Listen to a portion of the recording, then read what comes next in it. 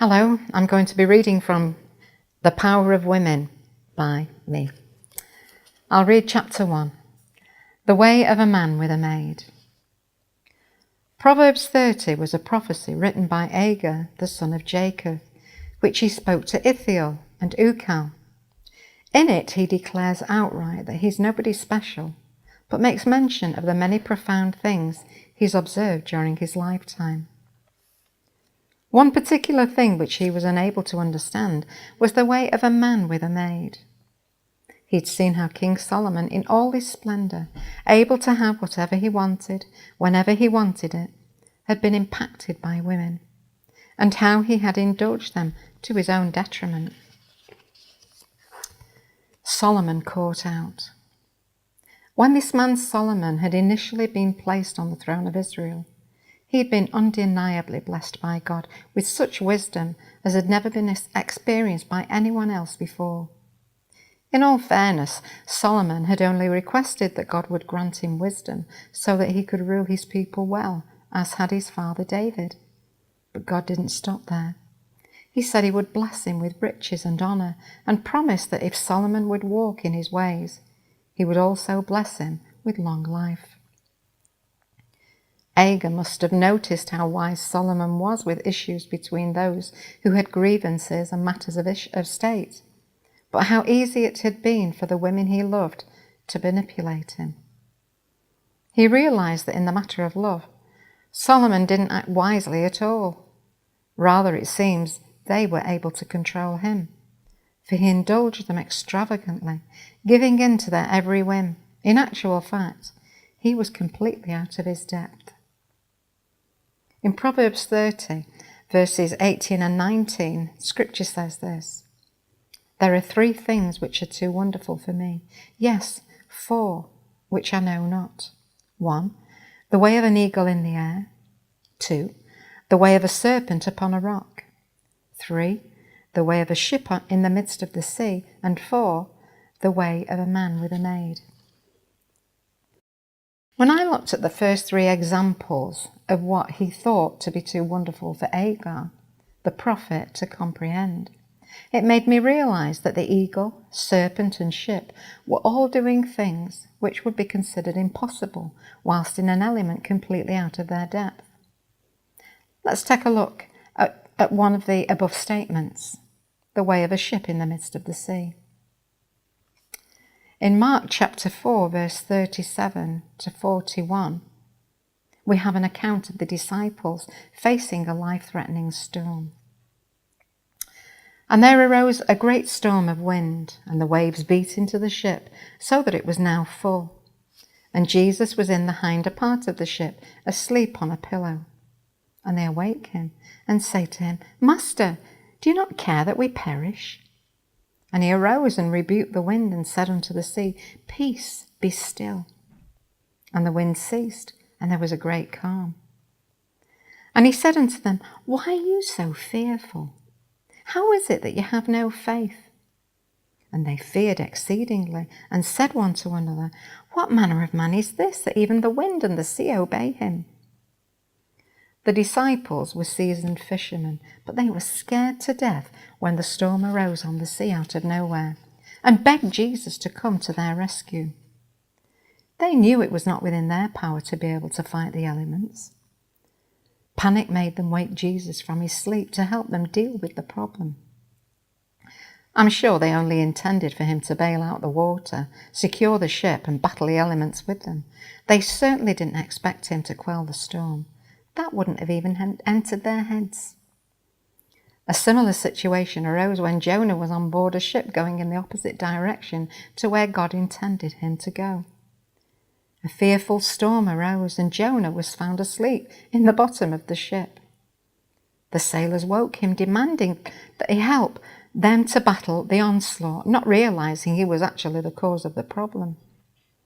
When Jonah told them to throw him overboard, they hesitated at first, but the ferocious storm they were going through forced them to give Jonah up to a watery grave. The instinct to survive is one of the greatest instincts we have, so they were prepared to try anything suggested. In just the same manner, the disciples would have done anything for a calm, trouble-free and peaceful journey. They knew Jesus had been constantly crowded by people who wanted not only to hear him, but receive a special touch, and he'd worked long and hard to meet their needs. He needed his rest.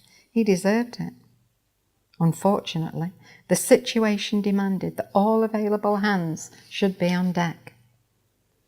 But what took place when Jesus woke really terrified them, because they not only saw him take full command of the situation, but actually witnessed an astonishing miracle, for the wind and sea obeyed Jesus. They hadn't really expected him to still the storm. It's not within the power of mere men to control the elements. That's God's domain. On holiday. Some years ago, my husband Morris and I were on holiday in Malta, and we went on a little boat trip around the coast, just a small journey from one harbour to the next. It was a beautiful day. The sun was shining in a cloudless sky, and the sea looked so peaceful and calm. But the experience was one that I will never forget.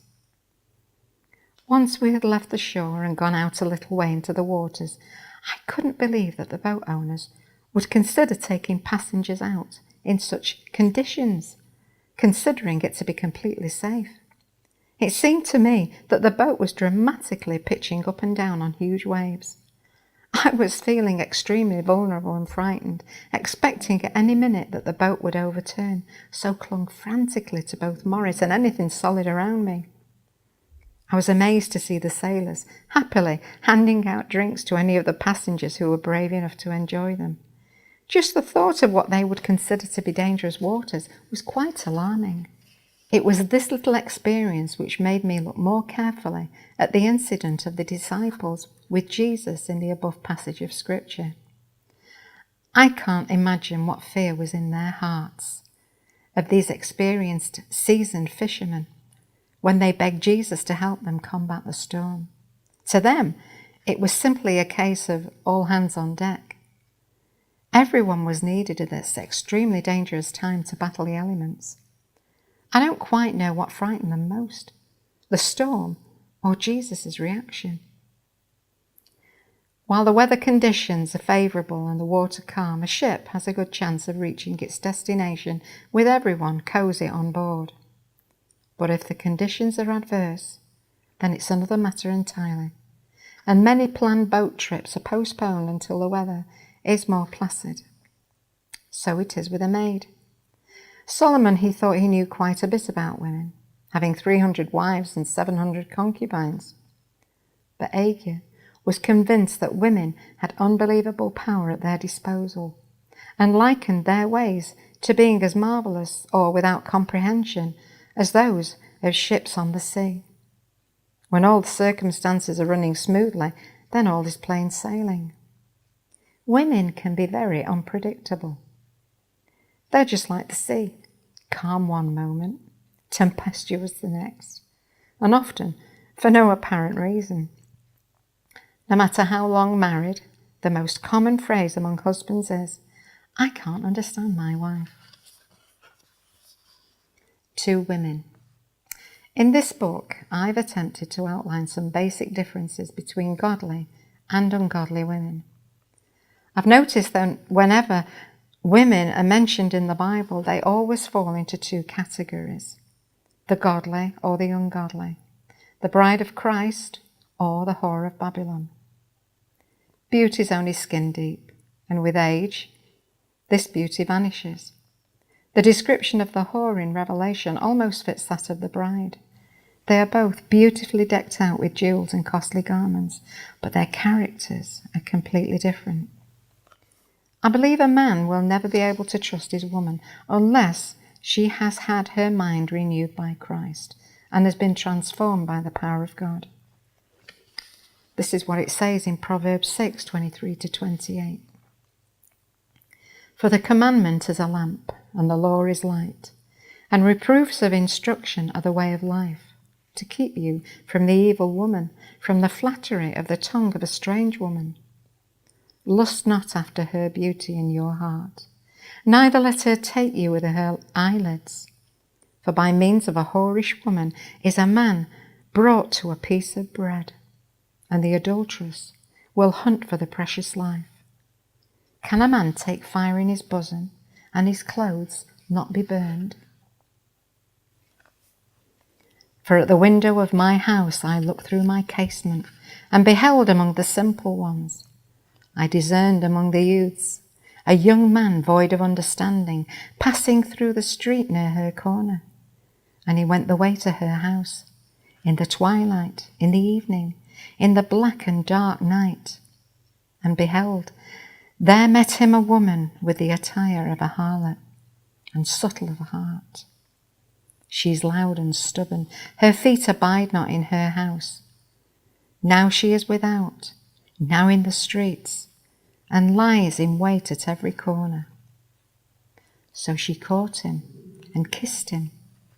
And with an impudent face said unto him, I have peace offerings with me. This day have I paid my vows. Therefore came I to meet you, diligently to seek your face, and have found you. I've decked my bed with coverings of tapestry, with carved works, with fine linen of Egypt. I've perfumed my bed with myrrh, aloes, and cinnamon. Come, let us take our fill of love until the morning. Let us solace ourselves with loves. For the good man is not at home. He's gone a long journey. He's taken a bag of money with him, and will come home at the day appointed. With her much fair speech she caused him to yield. With the flattering of her lips she forced him. He goes after her straightway, as an ox goes to the slaughter, or as a fool to the correction of the stocks, till a dart strike through his liver, as a bird hastens to the snare, and knows not that it's for his life. Hearken to me now, therefore, O you children, and attend to the words of my mouth. Let not your heart decline to her ways. Go not astray in her paths. For she's cast down many wounded. Yes, many strong men have been slain by her. Her house is the way to hell, going down to the chambers of death. That portion of scripture was taken from Proverbs chapter 7, verses 6 to 27.